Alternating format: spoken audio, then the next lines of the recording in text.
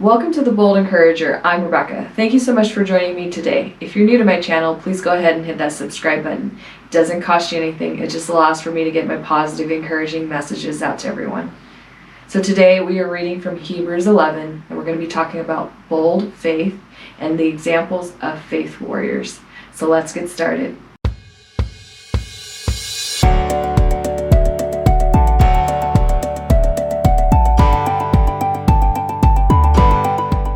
Let's start reading from Hebrews 11, 1 through 22, and we will discuss the power of bold faith. Let's begin by reading Hebrews 11, 1 through 22, and let's discuss the power of bold faith. This is the Message version. The fundamental fact of existence is that this trust in God, this faith, is the firm foundation under everything that makes life worth living. It's our handle on what we can't see. The act of faith is what distinguished our ancestors, set them above the crowd. By faith, we see the world called into existence by God's word, what we see created by what we don't see. By an act of faith, Abel brought a better sacrifice to God than Cain. It was what he believed, not what he brought. That made the difference. That's what God noticed and approved as righteous. After all these centuries, that belief continued to catch our notice. By an act of faith, Enoch skipped death completely.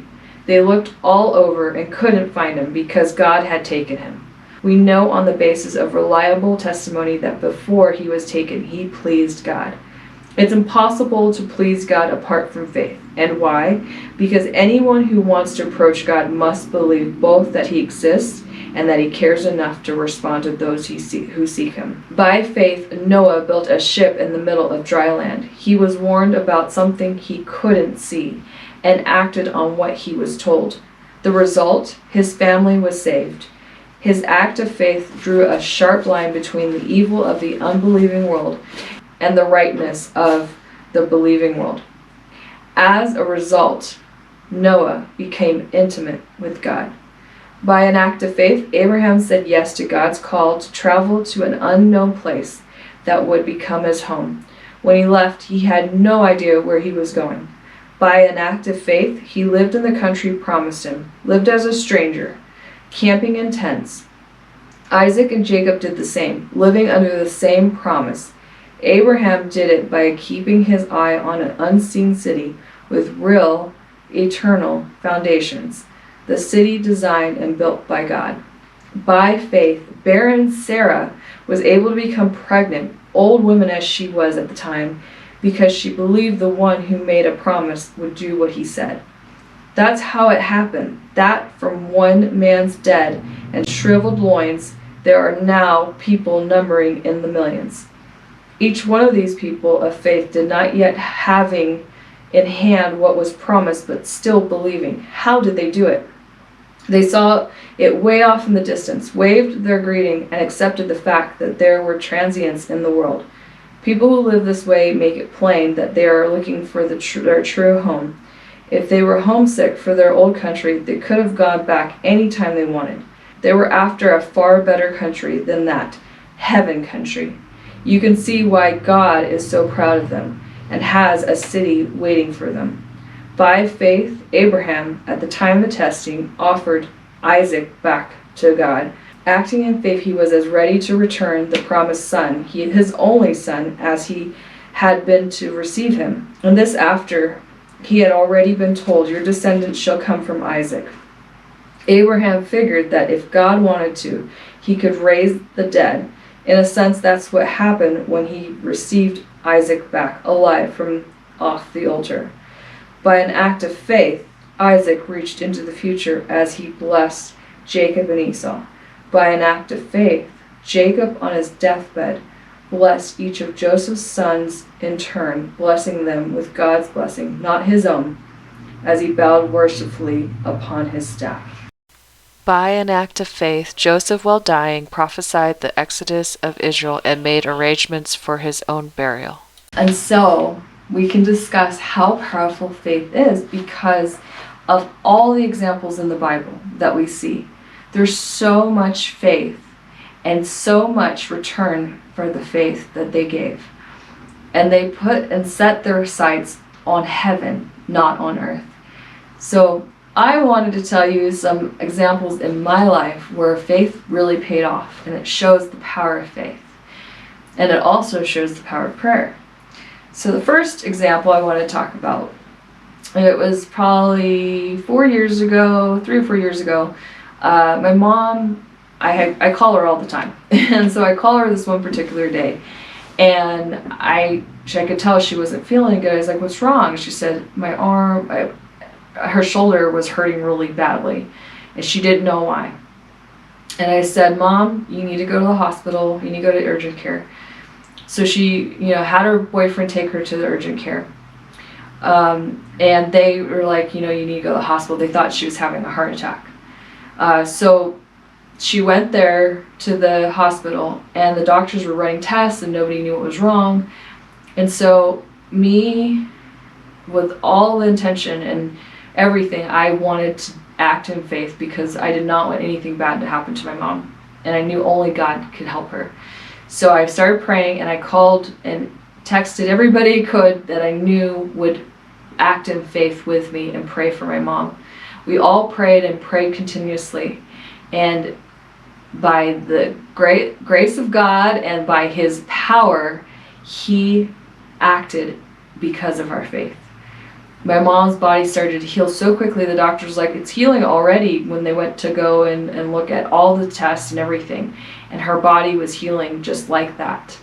And they could visually see the healing process occurring to show that God was working just like that. In faith, God can do anything. And so it is so important for us to act in faith, to believe in His wonder, His power, and look to heaven, not to earth, for the answers. And He did that for my mom, and she returned home healthy as ever. And it didn't require very much hospital time because God heals that quickly. Another time I want to tell you about was me and my husband went out to the desert, and we decided we would take his bug on this. This was many years ago, I'd say probably 6-7 years ago. And there's a lot of examples, but I just like these particular ones I wanted to share with you. We were in the desert, and we took his bug down through the race. We were watching a off-road race. So we took his bug all the way through the race to the very end. We were trying to get to the whole race course. It was about 70-something miles long. And we got to 68 miles or something like that. And the race was going to start soon. Well, the thing was, the bug broke down. And we were just like, what are we going to do? The cars are going to come. The race is going to start. They're going to be going really fast. How are we going to wave them down? We got to get out of the way. And so the nearest person we had seen was 5 miles back. And we knew someone would have to walk there. So my husband said, I'll go walk back there, and I'll get somebody to come back here and get us out of the way. So he started walking, and I knew 5 miles would take him a while. And it was closer than where we were camped at. It was 7 miles to get to camp. It was 5 miles to walk back to the people that we saw. I started praying. I said, God, we cannot be in the way. It's dangerous. And Lord, please send someone sooner. Please send someone. I do not want to be sitting on this course for this long. We don't have any phones. We don't have any water. We can't stay here. And a mile, as my husband was walking, it took a mile. He found someone. And they were setting up camp just as I had prayed. And they offered to help right away. And they gave him water and gave me water. And they towed us all the way back to camp. So it's a miracle how God works. He works so quickly, and He works so powerfully for us when we have faith. So you must always have faith in every prayer. God can answer every prayer. So those are examples. I thought that would be very interesting for you to hear, and I pray that gives you more faith. So let me go ahead and read on. and let's finish this discussion. By the act of faith, Moses' parents hid him away for 3 months after his birth. They saw the child's beauty, and they braved the king's decree. By faith, Moses, when grown, refused the privileges of the Egyptian royal house. He chose a hard life with God's people rather than an opportunistic, soft life of sin with the oppressors.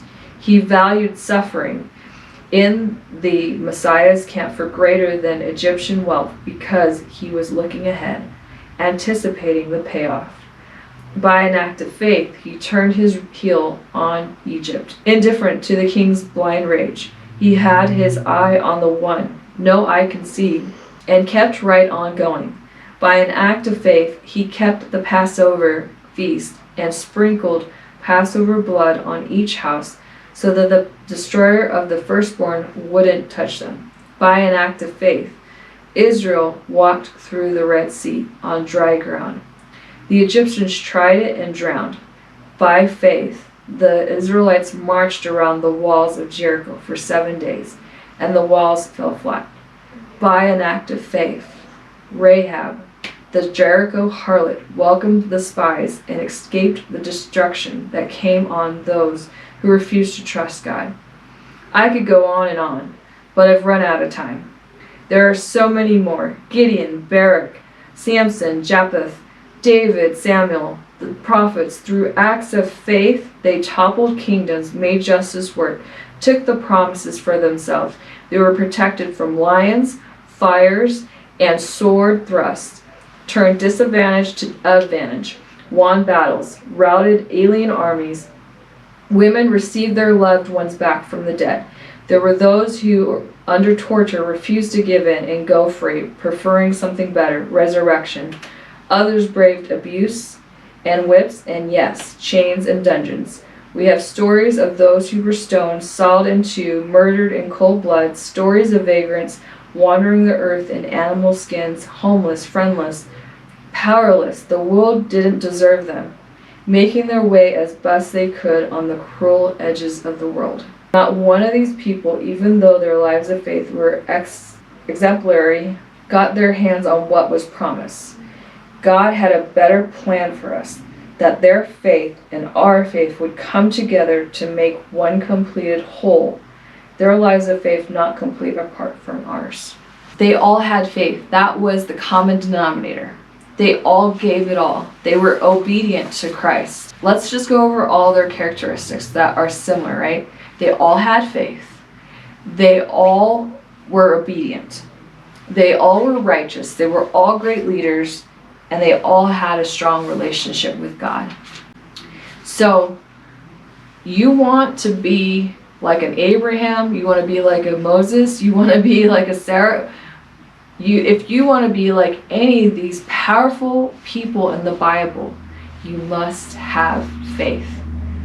Nothing you could ever do, no matter how great or small, can be that much greater without faith. So I encourage you and implore you to always be full of faith. I encourage you to overcome your fear with faith, because you cannot do anything without faith. And all fears can be conquered because you have faith. So, I hope you enjoyed this video, and if you did, please go ahead and give it a big thumbs up. Please comment down below what your favorite verse was. Also, comment down below if there is any studies you'd like me to do in the future. We're almost done with Hebrews. We've got 2 more chapters, and then we're on to the next study, or the next series. We shall see, right? Every Wednesday at 1 p.m. Pacific Standard Time, I will post a new Walk by Faith Wednesday, and you do not want to miss them. So go ahead and hit that notification bell. Also, if you haven't followed me on social media, you can follow me on social media. I'm at The Bold Encourager on Facebook, Instagram, Rumble, and YouTube. If you're on MeWe, you can follow me at Rebecca Mooney there. All the links will be down below. Well, I hope you have an amazing day, and I hope you stay encouraged.